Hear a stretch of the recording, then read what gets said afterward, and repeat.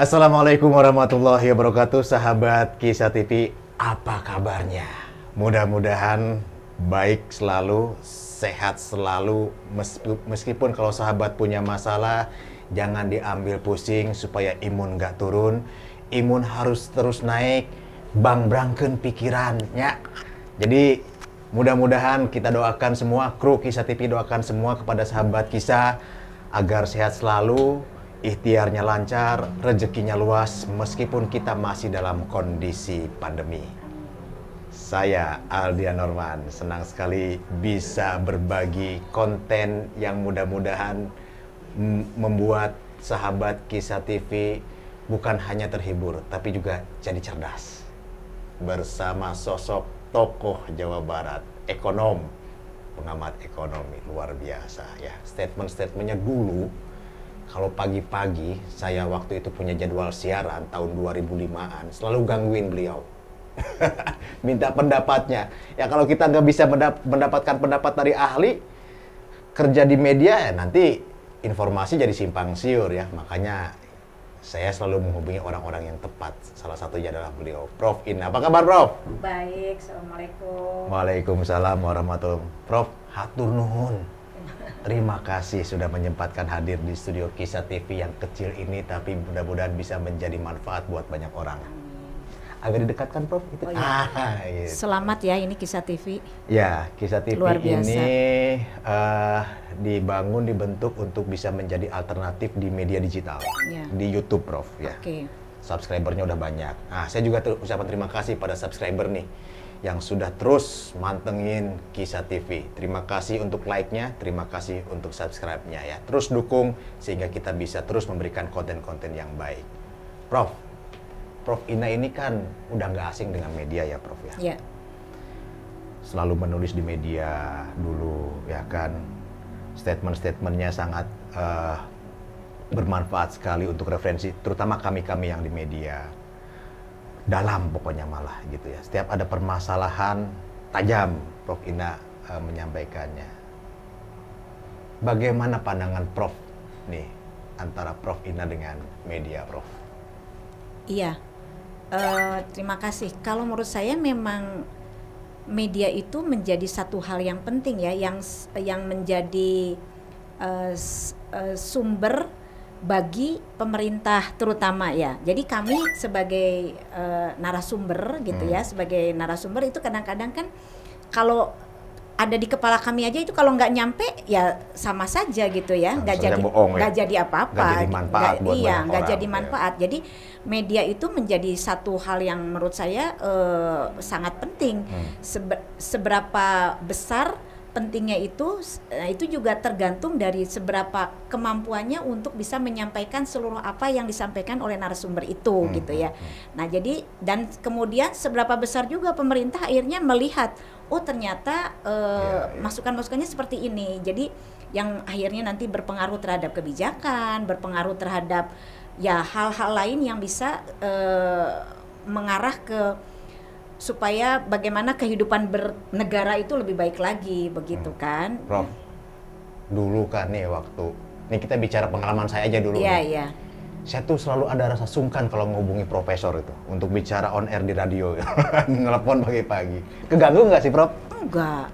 Senang aja. Tadi malam aja saya jam berapa ya? Saya lagi ngapain gitu, ada yang telepon dari kan sekarang ini ya .com semuanya ya, ini digital ya. Digital. Saya kurang Virtual. dengar juga. Apapun saya terima Welcome, gitu. ya? Welcome. Ya saya juga kadang-kadang kan ada yang saya perlu sampaikan juga gitu. Persis. Jadi artinya ada yang perlu dan ada yang bisa memberikan gitu ya, Ya. demand and supply lah gitu ya. Persis. Nah, supply and demand. Jadi saya pikir nggak apa-apa juga gitu, karena begitu kita ada berita apa gitu, pasti itu kita langsung oh kenapa ya harusnya kan begini gitulah. Nah kan ada ini yang perlu disampaikan gitu. Menurut kami itu pendapat saya itu seperti apa gitu, itu kan perlu disampaikan juga. Persis. Gitu. Sebagai penyeimbang lah ya. Iya, sebagai penyeimbang. Kalau enggak jalan itu juga. Itu akan liar informasi di luar nanti ya. Iya, liar. Sebetulnya sekarang juga itu menurut saya ada kecenderungan ke sana ya. Terlalu nggak ada kurang pengawasan menurut saya ya, karena banyak medsos-medsos yang liar gitu ya, yang sebetulnya informasi-informasinya itu bisa menyesatkan gitu. Nah, jadi itu hal-hal seperti itu harusnya sudah mulai dilihat nih sama kementerian ya, supaya didata ulang gitu ya, mana-mana yang dan itu harus di screening lagi gitu ya. Kemudian harus diinformasikan kepada masyarakat banyak bahwa informasi yang benar itu kalau yang keluar dari mana saja gitu ya. Yang ngomong siapa? Yang ngomong siapa. Jadi teorinya mah gini, Prof. Who says what to whom, with what effect, in which channel. Iya. Itu teorinya. Iya. Prof. Jadi artinya supaya jangan asal ya, siapapun bisa membuat konten yang sebetulnya mungkin saja bisa hoax gitu ya. Persis. Nah, jadi itu yang sebetulnya saat ini membahayakan, karena banyak sekali orang yang bisa melakukan itu gitu tanpa ada pengawasan yang ketat dari pemerintah menurut saya saat ini. Jadi begitu masuk ke WA gitu ya, masuk ke Telegram, masuk kemana-mana, masuk kemana-mana, walaupun itu sebenarnya sumbernya belum bisa dapat dipercaya. Nah, jadi memang saat ini peran pemerintah memang dengan apalagi dengan suasana pandemik ini ya, orang di rumah nggak ada yang dilakukan selain mencari hiburan, informasi, referensi dan sebagainya. Itu. Nah, itu jadi sangat membahayakan ketika informasi-informasi yang disampaikan itu yang sebetulnya semuanya tidak benar misalnya. Dan tanpa filter. Tanpa filter. Nyambung pertanyaannya. Terakhir, Prof. Tips, cara atau misalkan trik jitu Prof Ina supaya tidak jadi korban hoax. Karena hoax itu tidak pandang umur, tidak pandang tempat, betul. Prof. Kalau saya sangat hati-hati ya. Jadi ketika saya membaca apapun, saya tidak langsung ditelan, langsung share kembali ke yang lain, di forward kemana-mana gitu, enggak juga. Jadi lihat dulu, cari dulu sumbernya gitu. Nah, jadi memang kita harus cerdas, harus bijak ketika mendengar informasi apapun gitu ya. Jadi jangan segalanya itu menelan begitu saja gitu. Karena akhirnya kan jadi kurang baik juga ya. Yang mana yang betul, mana yang salah jadi nggak ketahuan gitu ya. Nah, jadi memang ini kita juga perlu adanya pengawasan atau lebih tegas lagi dari pemerintah untuk yang hoax seperti ini gitu. Jadi mana-mana yang sebetulnya harus dipilah, diizinkan, dibolehkan dan sebagainya. Itu semua harus clear supaya masyarakat juga clear bahwa udah tahu.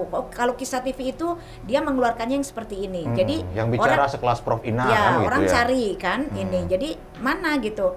Jadi konfirmasi itu bisa orang mencari itu dari yang memang betul-betul terdaftar, memang kredibilitasnya bisa dipercaya, terverifikasi seperti itu. Baik, ada yang mau disampaikan kepada sahabat Kisah TV yang sudah di atas 1000 subscriber? Sombong dikit nggak apa-apa, karena kebanggaan 3 minggu 1000. Silakan Bro. Iya. Menurut saya kita juga harus hati-hati karena kita apalagi dalam suasana pandemik ini kita jangan memperkeruh gitu ya. Semua orang lagi susah saat ini dan jangan ditambah-tambah lagi dengan percaya kepada hoax, biar mereka akhirnya ya diam sendiri gitu karena ternyata tidak ada yang gubris gitu ya, tidak ada yang menggubris. Jadi memang kita sebagai masyarakat ya harus pintar, harus cerdas, harus bijak ketika melihat kabar-kabar yang sebetulnya kurang bisa dipertanggungjawabkan. Mungkin itu. Baik, Prof. Terima kasih. Hatur nuhun. Luar biasa sekali obrolan singkat ya. Betul apa yang disampaikan Prof Ina. Jangan telan mentah-mentah di era informasi komunikasi yang begitu luas saat sekarang. Digital kita bisa dapatkan melalui WA, medsos dan sebagainya, tapi kita harus punya filter ya. Siapa yang memberitakan, media seperti apa yang memberitakan, dan siapa yang bicara. Who says what, to whom, in which channel, with what effect. Kira-kira begitulah ya. Prof, atur nuhun, terima kasih. Sukses selalu, sehat-sehat selalu. Iya, sama-sama. Terima kasih, Kang. Assalamualaikum warahmatullahi wabarakatuh. Waalaikumsalam.